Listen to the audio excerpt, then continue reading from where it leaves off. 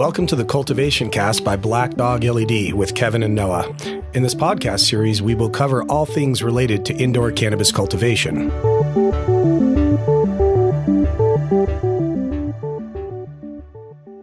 Hey, today we're going to speak about something that sounds a little odd, but we're going to say loving your plants to death. You know, everybody loves their cannabis plants. Everybody loves to grow. Hopefully you do love to grow as much as we do. That's why we do this, right? Having the flower is fun, but there's something special about growing the flower yourself and handling the plants. So today, Kevin and I thought we would cover something we deal with a lot because we deal with a lot of, let's say, maybe either beginner or intermediate growers as well as commercial growers. But this tends to be a little bit in the earlier phases of learning how to grow. But we thought it'd be interesting to talk about over loving your plants to the point where you hurt them, right, Kevin? So give an example real quick of what we're talking about. Yeah. So, for example, oftentimes we'll hear of people that do a little bit of research on their own on the internet, and they discover that, for example, the pH of your root zone is very important in terms of nutrient uptake. And so then they take the idea to its logical, in their mind, conclusion of trying to measure that root zone pH and then adjust it to be absolutely perfect. And we've heard of people that have been watering their plants with, pH 3 water because that's what they thought it required to get the root zone to be the ideal 6.2 pH. And oftentimes, when you're watering your plants with what's equivalent to battery acid, your plants aren't going to like that. And people don't understand that oftentimes the massive interventions they're trying to take are actually ending up harming them. So again, these are problems we face every day with our customers, right? So a classic one, overwatering is probably the most classic. And I was taught when I first learned to grow that the most common mistake a beginner grower makes, seen other growers make it too, is overwatering. And now we could just say that's a mistake, but we think it's overloving. You're really trying to take care of your plant. You think you're nurturing it by giving it that attention, when in fact you should be checking on it, not necessarily watering it. Attention is good, but action's not always good. Would you agree with that, Kevin? Yeah, absolutely. And it's important to note out there too that if you're doing your own research on the internet and you see a post where someone's saying they're watering their plants 8 times a day, that may actually work for them, and that may be appropriate for them if they're in rock wool cubes, for example, in the very large plants in very small rock wool cubes.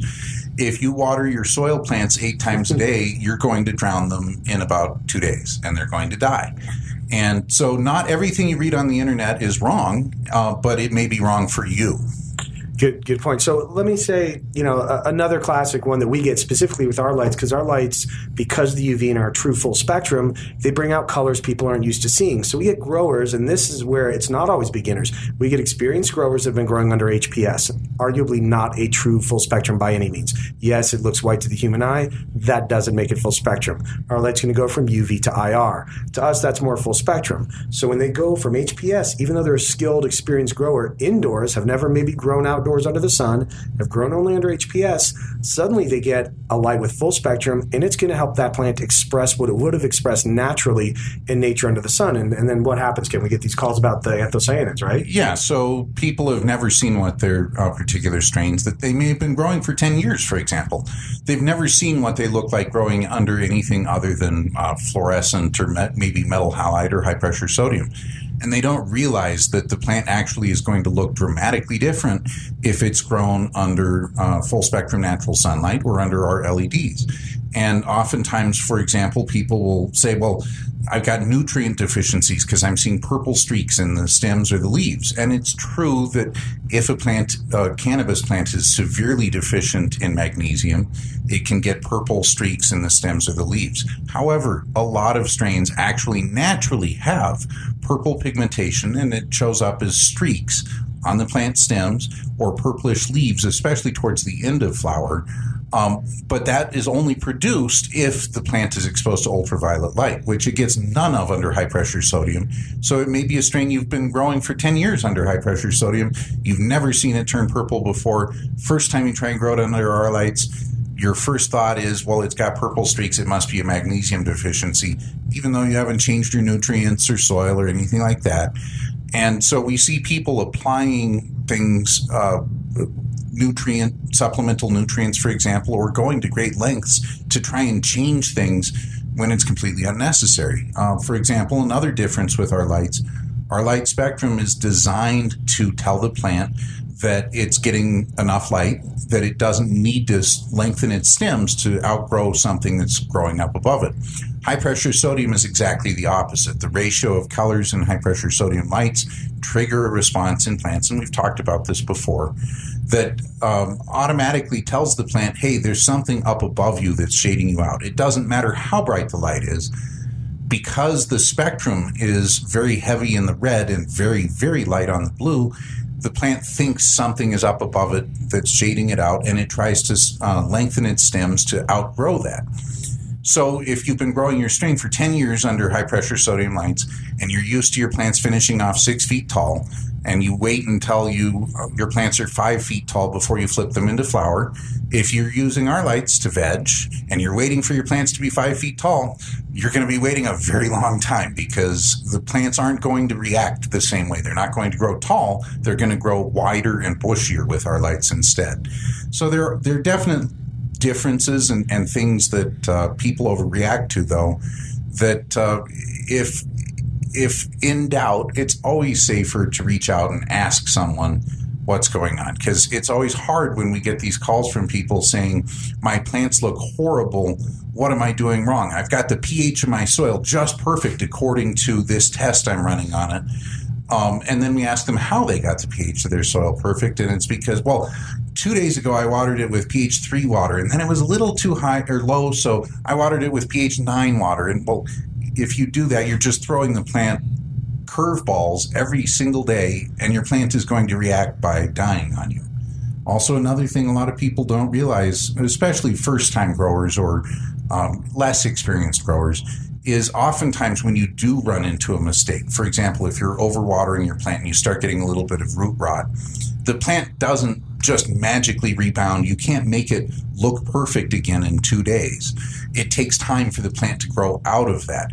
And a lot of times people will make a change. They'll let the plant dry out to the point of maybe even wilting it a little bit, and then they'll very carefully water it. And when they don't see the plant return to its former glory in 2 days, they start taking more and more drastic action. I've heard of people taking all the soil off the roots and putting the roots in dry soil, which is one of the fastest ways you can possibly think of to kill a plant. But they thought that that was an appropriate action to take because, A, they saw it on the internet, someone else recommended it. They probably didn't say whether it had worked for them or not, because it probably didn't. And then B, because, you know, their plant was still looking bad after 2 days. And plants aren't things that snap back immediately. They have to grow out of their problems. Once a leaf is damaged, it doesn't come back on its own. That's a great example of loving to death, because you and I both know if you want to take a plant, pull it out of its pot, get all the soil off, and get it back into a new pot, that's a whole heck of a lot of work. That's a lot of love, even though you are killing your plant. So good example of really loving your plant to death in that case. Well, and it is possible to change out all the soil on a plant. However, it puts the plant into severe shock.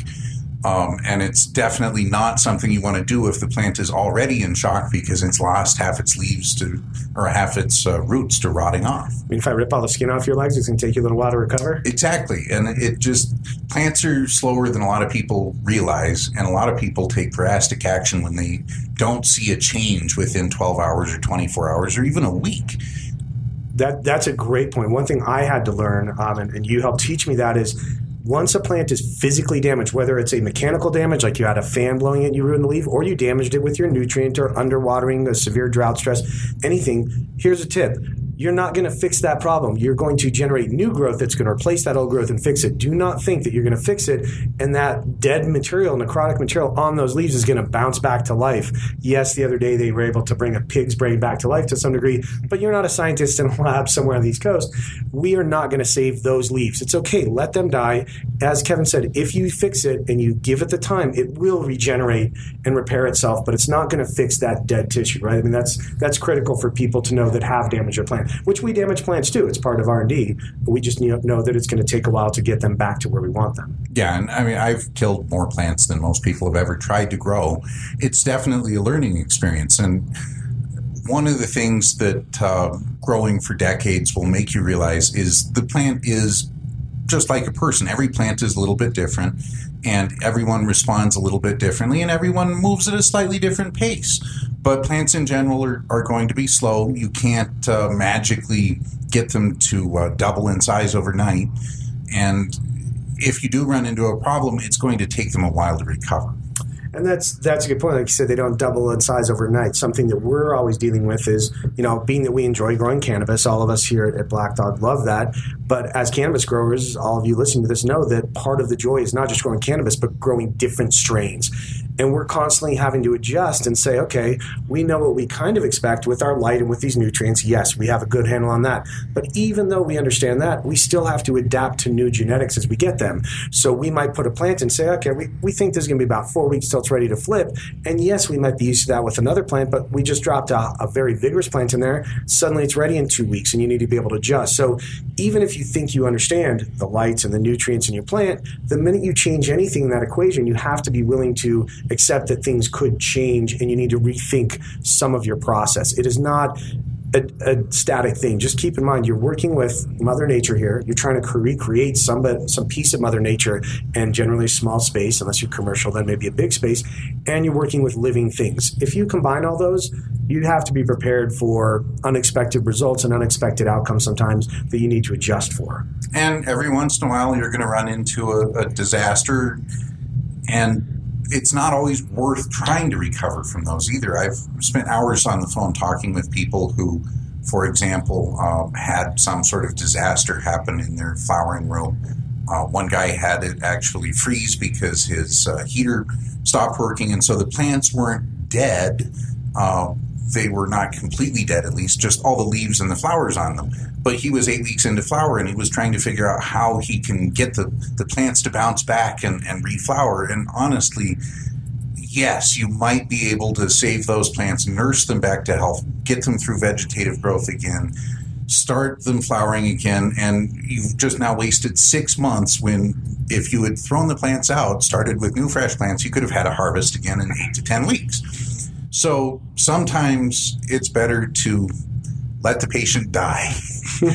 Every once in a while, I talk with people who bought 4 or 5 seeds, and they're treating these seeds so preciously. One of my favorite examples is a lot of people hear instructions online that you should germinate the seeds in paper towels.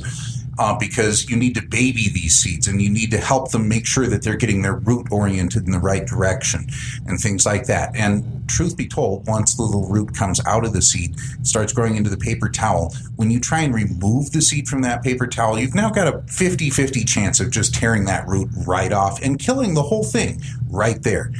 And let's look at the claims behind why you might want to germinate in a paper towel, because you're babying the seed, right? Well, no, the seed is used to being dropped in the ground. It has over hundreds of millions of years of plant evolution figured out how to aim its root the proper direction the very first time, and they're very good at that.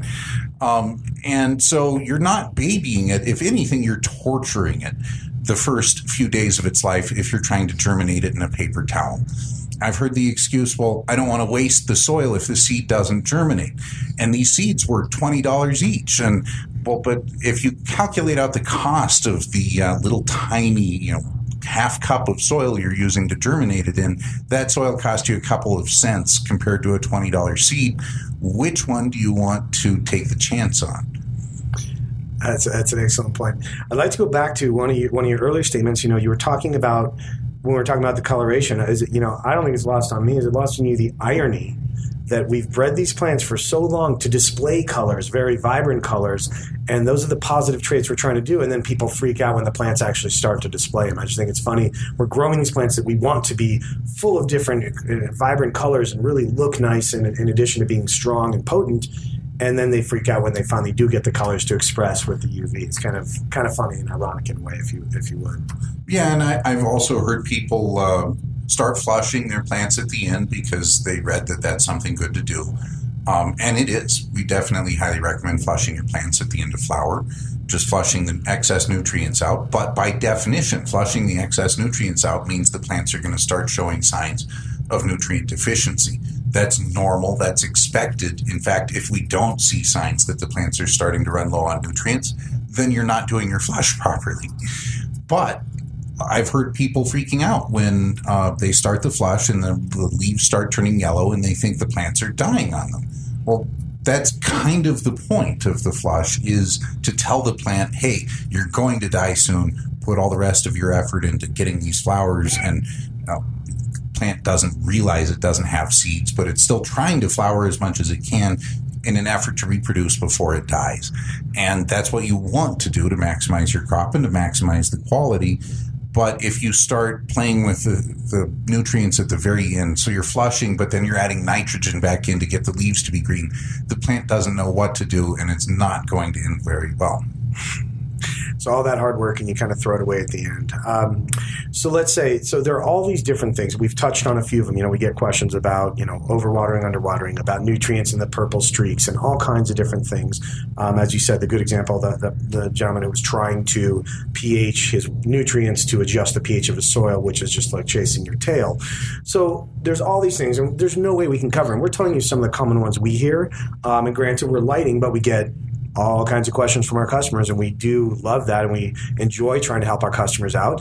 But, we'd rather, teach a man to fish instead of giving him a fish. So in this case, what is the proper thing? To me, in my mind, what we need is more growers to find a mentor. Instead of going to get their information from a random blog post or a random website or some forum. Forums are the worst because there's generally no vetting, and it's everybody. It's not even someone who's taken the time to learn and put up a whole website. You just get everybody on the forums. And I'd say in forums, less than half the time the information I see is actually factually correct.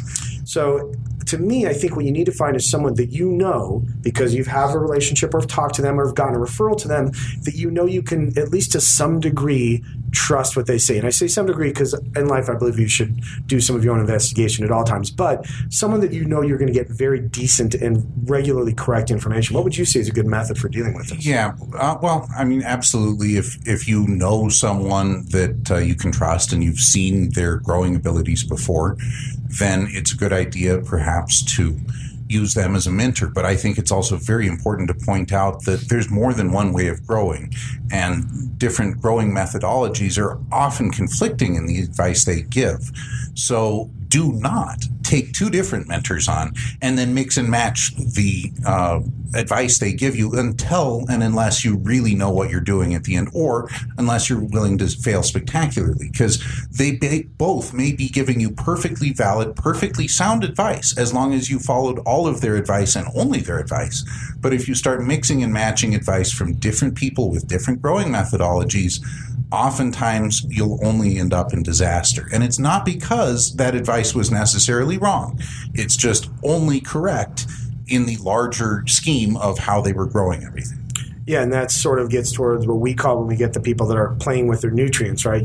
We always tell people, look, especially if you're new, even an intermediate or somewhat advanced grower, get a nutrient line that's designed for cannabis, right? You want to use something that understands and is being designed with cannabis in mind as a crop, and then follow the feeding schedule. Do not mess with it. We call it MSS, mad scientist syndrome, and we see it all the time. What Kevin was just talking about is, yes, if you're going to combine nutrient feeding charts, or in his example, which is great, combining different advice, even if it's from great people, you're kind of getting that mad scientist syndrome where you're combining things and seeing if they explode or turn into something nice. Well, and just because one particular methodology or technique works very, very well for one person does not mean it's going to work in a different style of growing.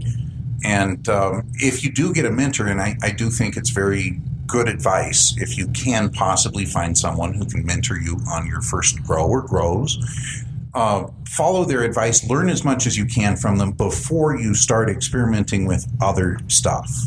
Because if you start combining advice from other people, or especially, we see it all the time, people read stuff on the internet, they had their plants going great, and then they saw this person on a blog post somewhere saying, oh, I did this one fancy trick and my plants doubled in yield, and then you apply that same fancy trick to their crop and it kills everything because they didn't understand fully what was going on. The more experience you have, and honestly, the more plants you kill throughout the years as learning experiences, the more you'll be able to put together in your head what might work and what might not work. But until you have a lot of experience, some of these things are counterintuitive. Yeah, definitely. And so also, as Kevin was just saying, killing plants is not, don't look at that as a failure. Look at it as a learning experience.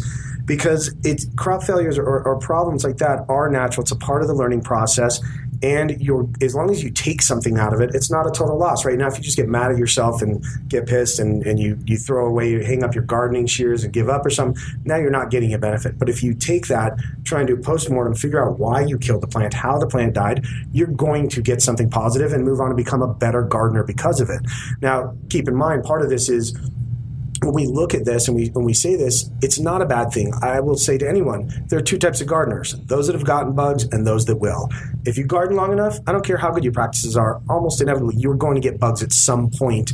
And again, that doesn't mean you're a bad gardener. It just means you're going through the process of gardening indoors, and that's part of the what we all deal with, and the joys of gardening indoors is fighting pests and things like that. So you can look at it as a negative thing or a failure, but it's really just part of the fun process of growing something yourself indoors.